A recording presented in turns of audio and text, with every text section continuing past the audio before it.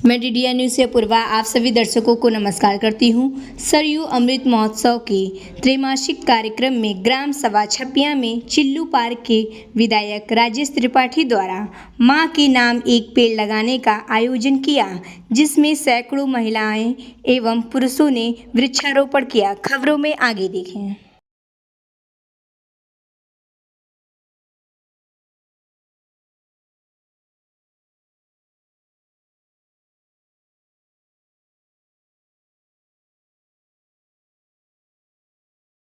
सरयू महा उत्सव के उपलक्ष्य में आज ब्लॉक बड़हलगंज ग्राम सभा छपिया में मैं उपस्थित हूं, जबकि आज सम्राट अशोक मौर्य की स्मृति में आज चिल्लू पार्क के विधायक माननीय राजेश त्रिपाठी जी द्वारा वृक्षारोपण किया गया है और यहाँ की उपस्थित लोग महिलाएं और पुरुष किए हैं। इसी क्रम के साथ हमारे साथ जुड़े हुए हैं।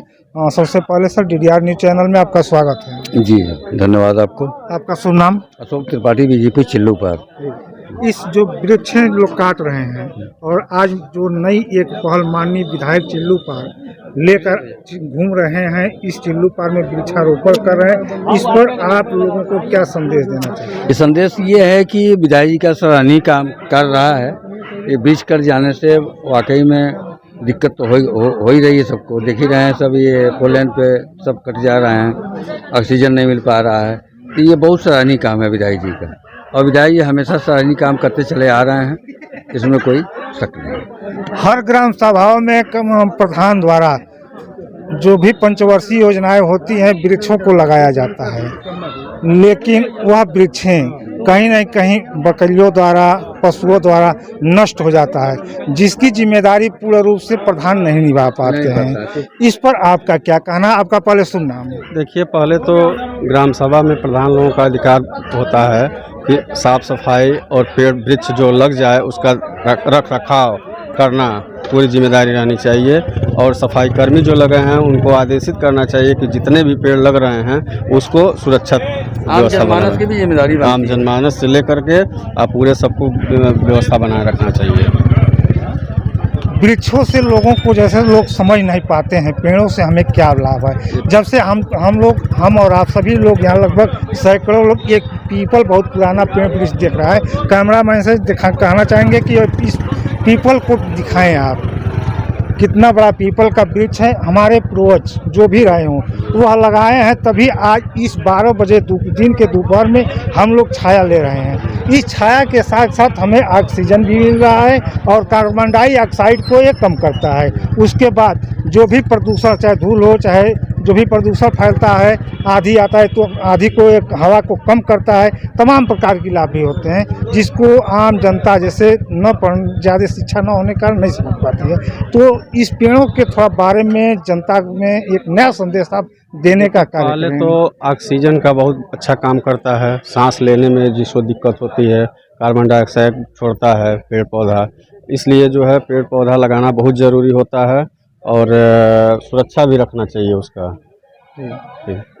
एक प्रश्न और आपसे और मैंने किया था कि कोई भी सरकार हो, चाहे भारतीय जनता पार्टी को, चाहे समाजवादी पार्टी को, चाहे कोई भी हो, हर ग्राम सभा में हर पंचवर्षीय योजना प्रतिवर्ष लाखों लाख रुपए सरकार खर्च करती है वृक्षों को, पौधों को लगवाने में, लेकिन वो पौधे कहीं ना कहीं दिखते नहीं हैं, जिससे सरकार का तो नुकसान होता ही है, लेकिन आने वाले जो भविष्य में बच्चे होंगे, जनसंख्या बढ़ेगी, तो एक बहुत बड़ा इसका असर पड़ेगा। इसको क्षेत्रीय जनता को जागरूक होना पड़ेगा, और रखरखाव की बहुत ज़रूरी है।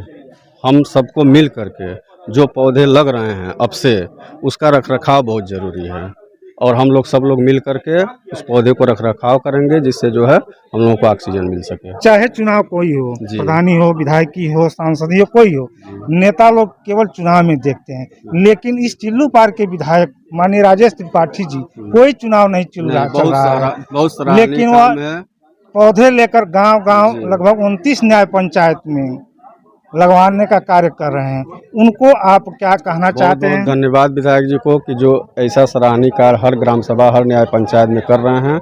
मैं बहुत बहुत धन्यवाद आभार व्यक्त करता हूं उनके, और इसी तरह से वो आगे बढ़ते रहें, काम करते रहें सर। इसी क्रम के साथ मेरी वार्तालाप यहाँ छपिया ग्राम सभा है सर। हाँ, छपिया ग्राम सभा के उपस्थित लोगों से मेरी हुई। उन्होंने इसी क्रम के साथ हमारे सामने इस छपिया गांव के बगल में राधे राधे मिल गए, जिनके माथे पर साफ दिख रहा है राधे राधे।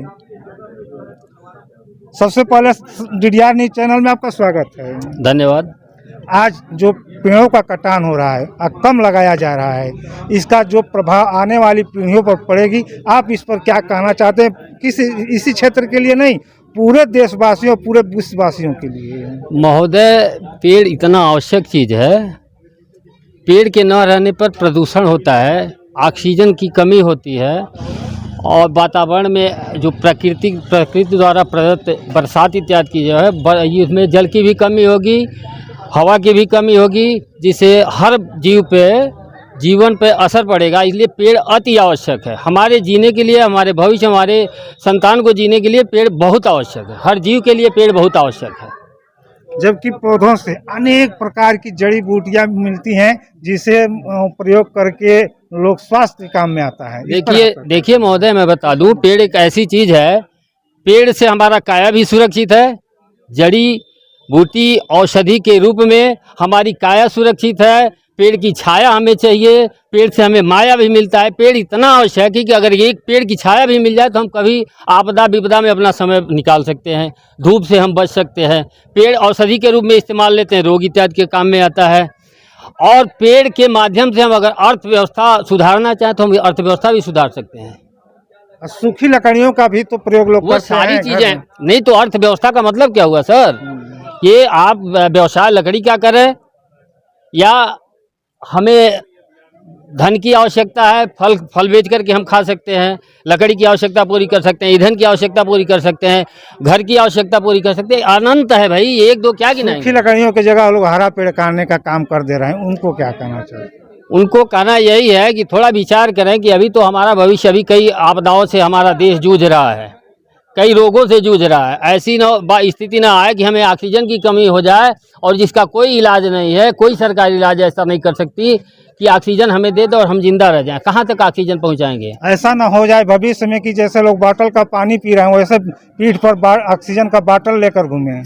अरे भाई, निश्चित है, अगर पेड़ हम नहीं लगवाए ना तो स्थिति तो ऐसी ही बनने वाली है। आज के साथ DDR न्यूज़ चैनल से मैं राम निवास यादव।